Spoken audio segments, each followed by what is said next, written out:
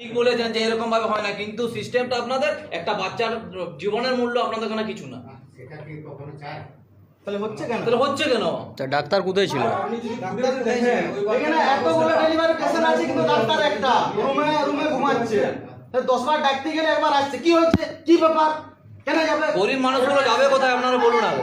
গরিব মানুষ যাবে, গরিব মানুষদের জন্যই তো হসপিটাল। হসপিটালে কিসের জন্য সবাই জিজ্ঞাসা করে জেনে আছে কেন মুখের ভাষা কেন বলতে? মুখের ভাষা ঠিক আছে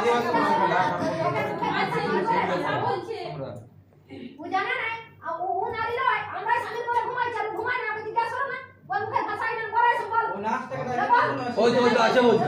কেন বলাই আছে ওখানে আছে নাকি? এই বলছে সারা সাথে টেনে বার করবে, কি এগুলো কথাবার্তা নাই। কথাবার্তা? তোরা ছিল না তাই তো আমরা যদি করি তাই তোর ছেলেকে কেন আনছো হসপিটালে চলতে আমরা স্যার আপনি ম্যাটারটা ইনকোয়ারি করুন। আমি ওটা বলছি তো, এটাই আমার মানে একটা দ্বারা ডিসিশন হয় না। আপনি কতদিন সময় নিচ্ছেন সেটা বলুন। আপনাদের উপর যথেষ্ট পূর্ণমান আস্থা রয়েছে, এই কারণে আপনাকে বলা। না না, আমি ওই জন্য তো বলছি, আপনাকে কথা দিচ্ছি, আমি ইনকোয়ারি করে তদন্ত করে আমি ডিসিশন নিই। কালকের মধ্যে স্যার, হ্যাঁ, কালকের মধ্যে জানাবেন আপনি। ইমিডিয়েট করা যাবে যত ঠিক আছে। তাড়াতাড়ি করা যাবে। ঠিক আছে, ধন্যবাদ। ঠিক আছে, আসুন। ততদিন যাবে না হসপিটালে, তাহলে ওনাকে ওখানে রাখবো না। ততদিন ডিউটি না আপনারা করবে। আশ্রম করবেন।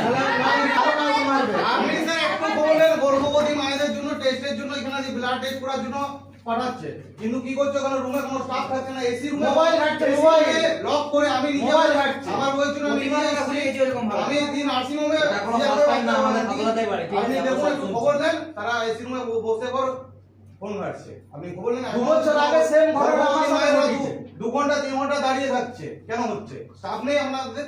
সরকার তো সব রকম ফ্যাসিলিটি দিচ্ছে, সবই তো ফ্যাসিলিটি দিচ্ছে।